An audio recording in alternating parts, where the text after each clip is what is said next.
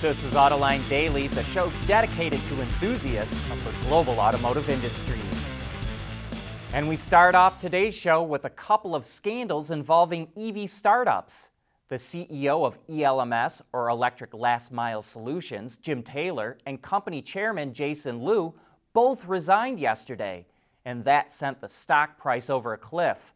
Reuters reports they bought company shares on the cheap without getting an independent valuation that set a fair market price. And that's not kosher. Several other unnamed executives also resigned. Jim Taylor was a former General Motors executive who ran Cadillac and Hummer, and Jason Liu is a successful entrepreneur who ran Ford of China for 5 months in 2017 until he mysteriously resigned. Now over to Faraday Future, where CEO Karsten Breitfeld and founder Jia Yuting are getting forced to take a pay cut because they fed investors inaccurate information and hid some other info.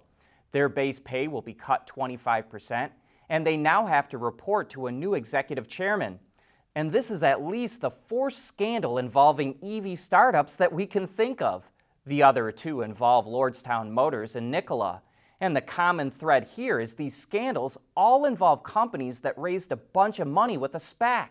And maybe this is why just a few days ago, the U.S. Securities and Exchange Commission announced it's going to start investigating SPACs a lot more thoroughly.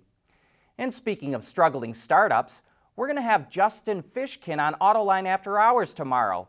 He was one of the top executives who worked at Local Motors, the company that wanted to use 3D printing to make cars. But it just went out of business. Well, before that happened, Justin joined a startup called Bifusion that's taking waste plastic and turning it into construction materials. We'll be asking him for insights and advice to entrepreneurs who want to start their own business, and we'll be definitely asking him about SPACs. Ford is going to launch a $20 billion reorganization that's going to make it look a lot more like Tesla, at least from a business standpoint. While Ford has not announced anything officially, Bloomberg reports that CEO Jim Farley wants to see the company develop the in-house capability to develop battery chemistry, artificial intelligence, and software for electric vehicles. Doug Field, the former Tesla executive that Ford hired away from Apple, is in charge of the restructuring. Ford may even end up spinning off a small part of its EV business since Wall Street is going crazy over EV startups. The spin-off, if it even goes through, would involve low-volume models. And that's got us thinking, would it involve electric Lincolns, or electric commercial vehicles, or a special project with Rivian? If you think you know the answer, we're all ears. We want to know what drives your testing. OTA, connected car, diagnostics, remote testing. Intrepid Control Systems is here to help you work from anywhere. Intrepid Control Systems, driven by your data. Automakers in the U.S. reported their sales for January, and the numbers don't look good. Ward's Intelligence reports that the SAAR fell to 15 million vehicles, down from 16.8 million. Automakers sold fewer than 1 million vehicles, down more than 10% from a year ago. And that million vehicle mark has been something of a bellwether for us. Sales never dropped under 1 million units in any month last year, but January wasn't bad for everyone. Ward's estimates that Tesla's sales shot up 58%, BMW and Mitsubishi posted a 21% gain, Hyundai was up 11%, Porsche was up nearly 10%, and Volvo was up more than 8%. And speaking of sales going down, General Motors sold a lot fewer cars and trucks last year, 500,000 fewer, all because of COVID and the chip shortage. Even so, it boosted its revenue by nearly 4%, and it posted a profit of nearly $10 billion, up a whopping 57% from last year. Thanks to tight inventory, GM did not have to offer any discounts or special sales, so all that money dropped right to the bottom line. And that's why we keep saying that automakers are not going to build inventory levels back up to where they were before the chip shortage. No siree, bub, not with the kind of money they're making right now. Automakers around the world are scrambling to find the raw materials needed to make batteries for electric vehicles. and former Tesla CTO and co-founder J.B. Straubel thinks he has the answer. He left Tesla in 2019 for a battery recycling startup called Redwood Materials.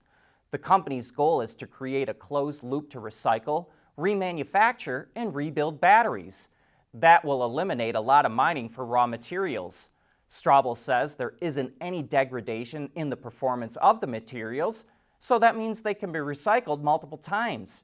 In time, he says, recyclers will be able to supply most of the materials the industry needs for EV batteries.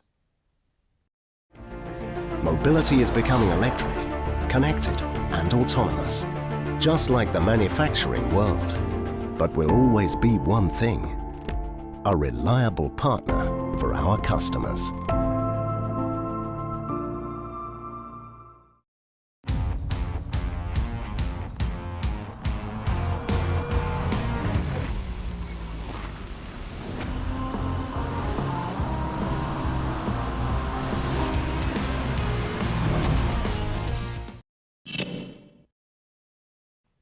Aston Martin is launching a new version of the DBX called the 707.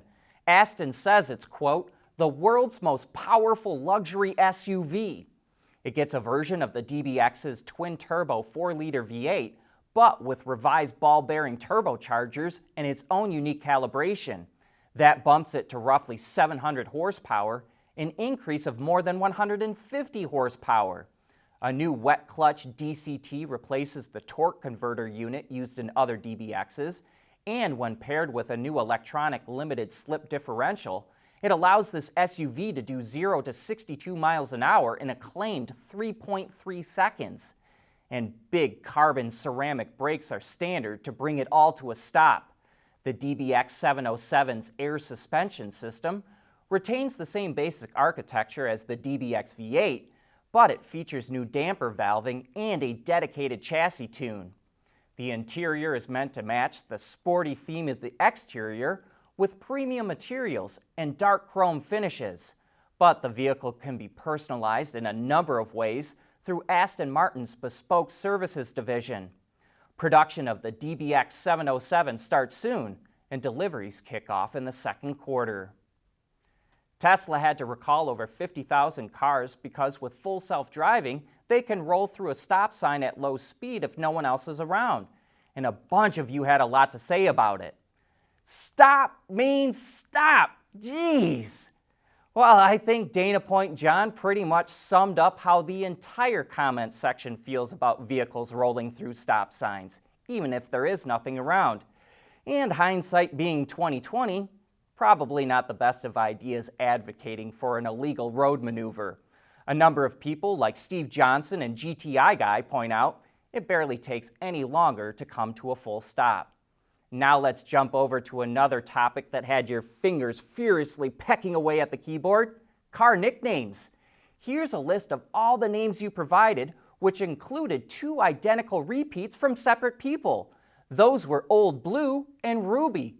But there was also Blue, Julie, Reefer, Monster, Glider, Magnificent 7, the Decathlete, Big Cheese, Felix, the Silver Bullet, the Red Torpedo, Silver Lightning, G. Johann, Freddie, Babe, Bo, Dean, Car, and Pearl.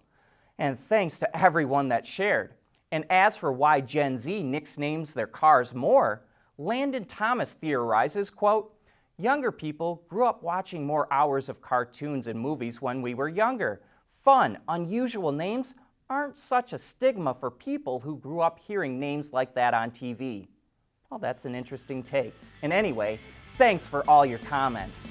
That brings us to the end of today's show, and thanks for tuning in.